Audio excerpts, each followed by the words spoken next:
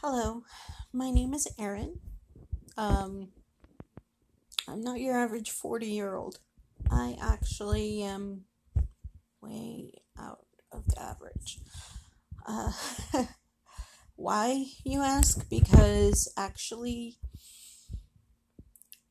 I have what is called CRPS, which is Complex Regional Pain Syndrome, and I also have celiac disease, which is you can't have wheat, gluten, um, rye or barley.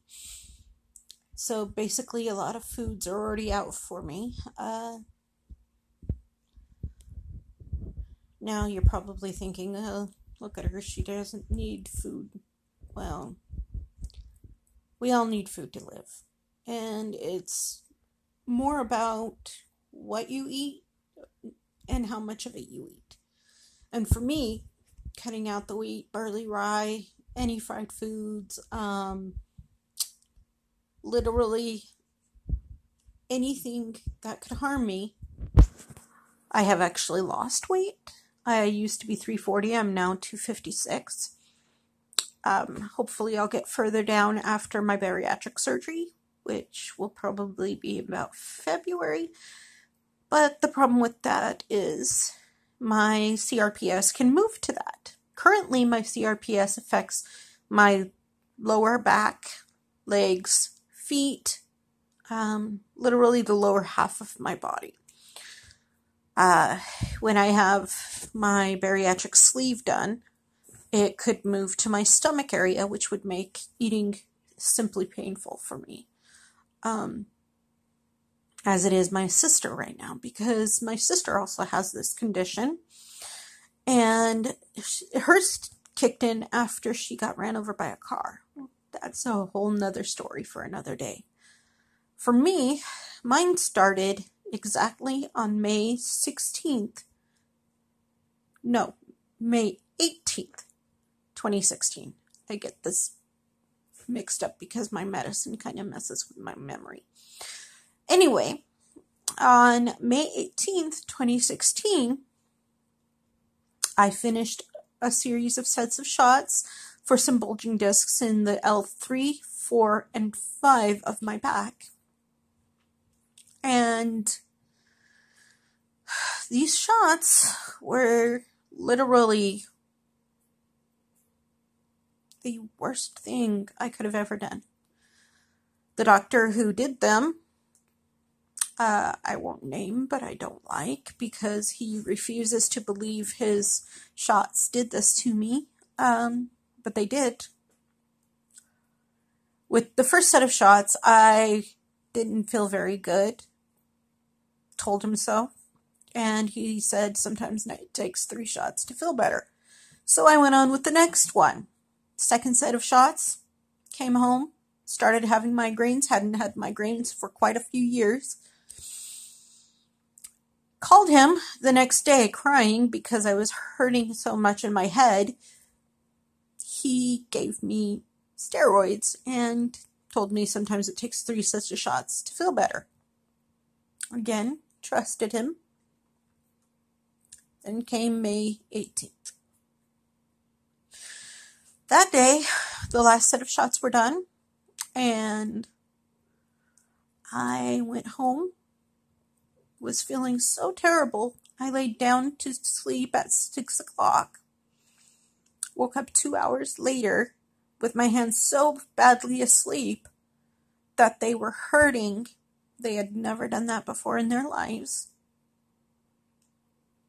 By the next visitation with the doctor, I can't say his name, I started to feel the burning in my legs and the sensitivity to touch. I told him all of this, and he said, "You must have something else. My shots couldn't have done this to you." Yeah, that's what I was told. Blunt in the face by the same doctor who told me to do the shots. And I trusted him, and for 2.5 years almost, no, No, hold on. Yeah, about 2.5 years. I fought with doctors, neurologists, to help diagnose me because even though I knew what I had, because my sister, uh, they refused to think that I had it. The first doctor was telling me I had fibromyalgia. Well, it was the skin of my legs that was affected, not the joints. The joints were fine. So the fibromyalgia doctor, which also is the arthritis doctor, took one look at me and said this wasn't fibromyalgia. And I told him I knew that, and I believed it was CRPS, and he said he believed it looked like CRPS to me. Well, that doctor, not the fibromyalgia doctor, but when I went back to the other doctor, he sent me to a specialist at the University of Maryland who I saw once, and he wanted me to change to his pain management to find the best solution for me. But what he didn't tell me was they wouldn't take over my meds until they figured this out. They would actually just be putting some metal stuff in my back, not rods. It's a sensor thing that can send things to your brain. And I'm not comfortable with any doctor touching my back after what the very first doctor did. I no longer see that doctor at pain management, but I don't trust needles ever again in my back. I don't trust anything in my back again. Anyway, after that, I became so pained. I was on 2 opioids and other medicines like a muscle relaxer and some arthritis medicine because I did have arthritis on my knees, but that was because of abuse I sustained as a child. Again, another story for another time. But yeah, sorry, this is painful to talk about, but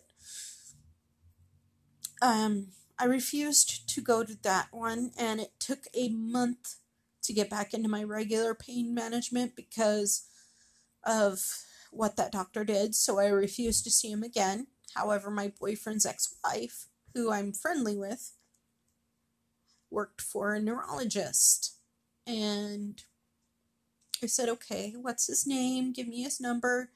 I'll get a referral to go see him. And I went to go see him. He diagnosed me in one day, people. One day. He asked me my symptoms. He asked me what happens. He asked me like temperature situations. And then he took a metal thing that they hit on the table and it gives vibration. He touched that to my forearm, asked me how it felt. I said it felt cold, but it wasn't unbearable. He put it to my leg, and it was instantly like ice. Instantly.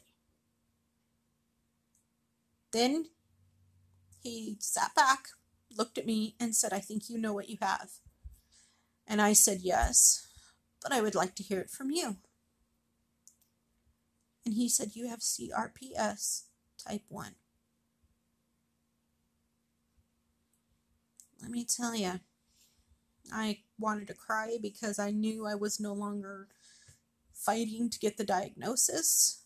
Yet I also wanted to cry because I kind of hoped in some small way it wasn't it. Yet I knew it was. Now, living with CRPS is not easy. You are in constant pain. On top of the pain, you have sensitivity to touch, which means nobody can touch the areas that are affected, or you end up in a lot more pain. Also, you're affected by a severe burning in the areas that it is affected. For me, I found a medicine that stopped the burning for me, which was Benadryl, but I can still feel it at times, which means I know that the Benadryl is weakening. So at some point, I will be back to the burning and the weakness, and I'll be back on the the walker that I had. I don't want to be, but I may not have a choice. So, what is it like day to day living with CRPS? Well, that's what I'm going to show you. Today I woke up at 8 o'clock, came downstairs. I had to slide against the wall because I can't keep myself from going too fast because my legs don't want to cooperate most of the time. Um, then I ate my breakfast, made some tahini sauce, which I plan to make hummus with eventually when I get some more olive oil. And now my day is pretty much done, and it is 3:29 in the afternoon. I am going to proceed to make my boyfriend's lunch for tomorrow for work. And then I'm going to crawl back into bed because the cold air outside really makes me hurt. And you can probably hear it in my voice. It is not easy to deal with this. And I want people to understand things that, not everyone is just sitting there on welfare and taking advantage of it. Me, I have food stamps because why? I can't feed myself because I can't work. And I'm trying to get disability. Why? Because I can't physically stay up long enough to find a job. There's no working with this. It hurts so much to even just sit in a reclining chair for a day. And no job will let me sit in a reclining chair. Period. It's not going to happen. And I know what you'll say about, what about the work from home things? No. I tried. They all want you sitting up at a desk and focused on that. And I can't sit there and talk to people in this pain. It just doesn't work. I mean, yeah, I can vlog to you guys, but honestly, you can hear it in my voice. No job is going to keep me like this. None. How do I know? Because I used to work call centers all my life. And I know what they'll accept and what they won't. They will not let me sit in a chair that will recline fully back with my legs up to alleviate the pain. It just doesn't work. I am going to be trying physical therapy soon, so hopefully that'll help me, but if not, it's disability time, because if I can't get better, I can't work. That's just the reality of this. If it affected any other area, it would probably be painful, but I could probably still work. But affecting the area that I use to sit up and to hold on to my body, yeah, no, it's not going to work. Anyway, this is my life, and I'm going to share it with you. Maybe I'll help someone, even if it's just in understanding what this is and what it's like. Or maybe you'll just be there for me and give me the support emotionally. I don't know. We'll see. But I want to bring out what's happening to me into the real world, because people need to know about this disease. It affects women more than men, but men can get it. I have a friend named I'm not going to share his name, it's not right. But I have a friend who has it as well, and he was in the military, and he got medically discharged from the military because of it. And his is just his toe for now. However, it could move up higher, and it could affect any part of his body at any point in time. He thinks it's moving into his hips. Who knows? Could be. After all, it does move.